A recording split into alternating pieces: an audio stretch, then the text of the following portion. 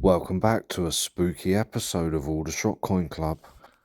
Hello, YouTube.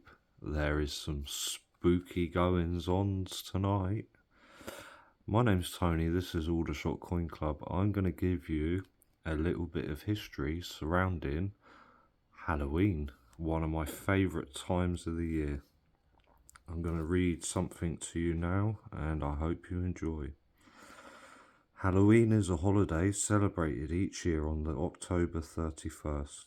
And Halloween 2023 will occur on Tuesday, October the 31st. The tradition originated with the ancient Celtic festival. I've got to say this right. It's spelt Samhain, but it's actually pronounced So-in. So the ancient Celtic festival of Samhain, when people would light bonfires and wear costumes to ward off ghosts. In the 8th century, Pope Gregory III designated November the 1st as a time to honour All Saints. Soon, All Saints' Day incorporated some of the traditions of Samhain. The evening before was known as All Hallows' Eve, and later on, Halloween. Over time, Halloween evolved into a day of activities like trick-or-treating, carving jack-o'-lanterns, festive gatherings, putting on costumes and eating treats. The ancient history of Halloween. Halloween's origins date back to the ancient Celtic festival of Samhain. The Celts, who lived 2,000 years ago, mostly in the area that is now Ireland, the United Kingdom and northern France, celebrated their new year on November the 1st. This day marked the end of summer and the harvest and the beginning of the dark, cold winter, a time of year that was often associated with human death. Celtics believed that on the night before the new year, the boundary between the worlds of the living and the dead became blurred. On the night of October the 31st, they celebrated Samhain, when it is believed the ghosts of the dead returned to the earth. In addition to causing trouble and damaging crops, Celts thought that the presence of the outer worldly spirits made it easier for the Druids or Celtic priests to make predictions about the future. For a people entirely dependent on the volatile natural world, these prophecies were an important source of comfort during the long dark winter. To commemorate the events, Druids built huge sacred bonfires where the people gathered to burn crops and animals as sacrifices to the Celtic deities. During the celebration, the Celts wore costumes typically consisting of animal heads and skins and attempted to tell each other's fortunes. When the celebration was over, they relit their hearth fires, which they had extinguished earlier that evening from the sacred bonfire to help protect them during the coming winter. Interesting fact, did you know that 1/4 of all chocolate and candy sold in the US is purchased for Halloween? By AD 43, the Roman Empire had conquered the majority of Celtic territory. In the course of the 400 years that they ruled the Celtic lands, 2 festivals of Roman origin were combined with the traditional Celtic celebration of Samhain. The first was Feriala, a day in late October when the Romans traditionally commemorated the passing of the dead. The second was a day to honour Panamona, the Roman goddess of fruit and trees.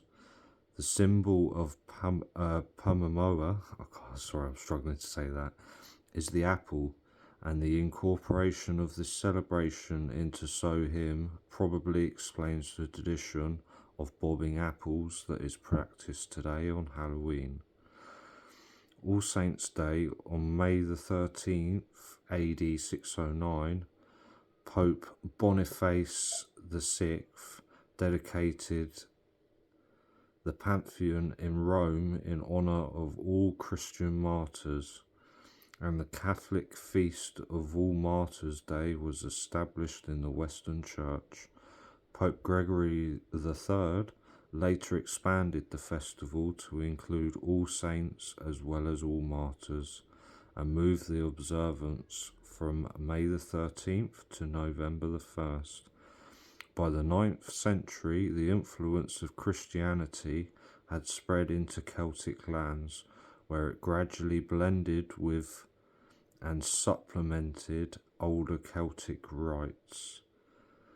In AD 1000, the Church made November the 2nd All Souls' Day, a day to honour the dead. It's widely believed today that the Church was attempting to replace the Celtic Festival of the Dead with a related Church-sanctioned holiday.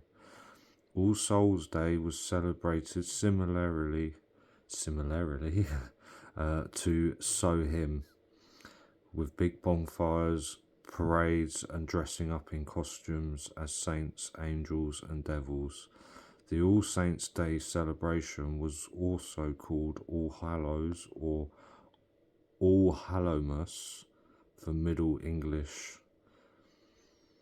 All Hallowmees meaning All Saints' Day, and the night before it, the tradition night of Sohim in the Celtic religion, began to be called All Hallows' Eve, and eventually Halloween.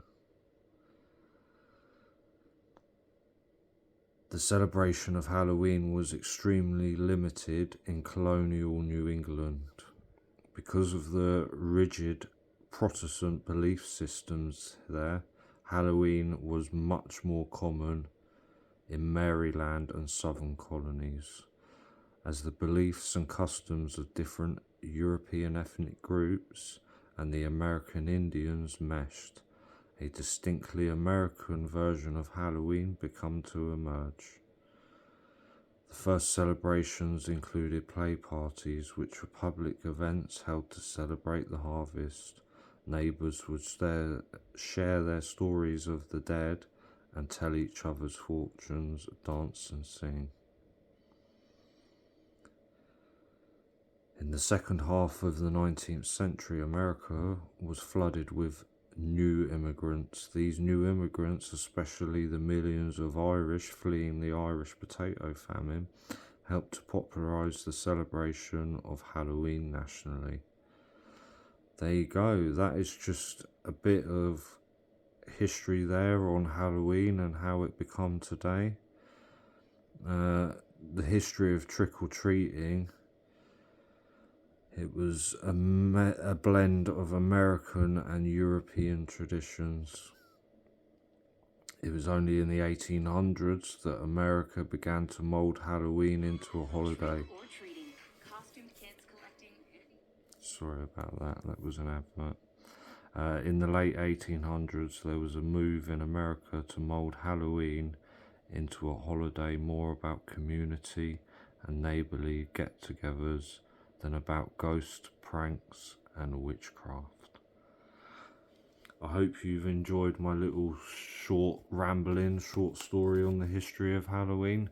I will see you Friday night at 6 o'clock for a 50p coin hunt, 2 years of Aldershot Coin Club. Until then, I'm Tony, this is Halloween. Don't know whether you can see it. This is Aldershot Coin Club, and I'll see you on Friday. Until then, stay safe, take it easy, and keep hunting for those rare 50p coins. Till then, bye-bye. Thank you for watching. Please subscribe.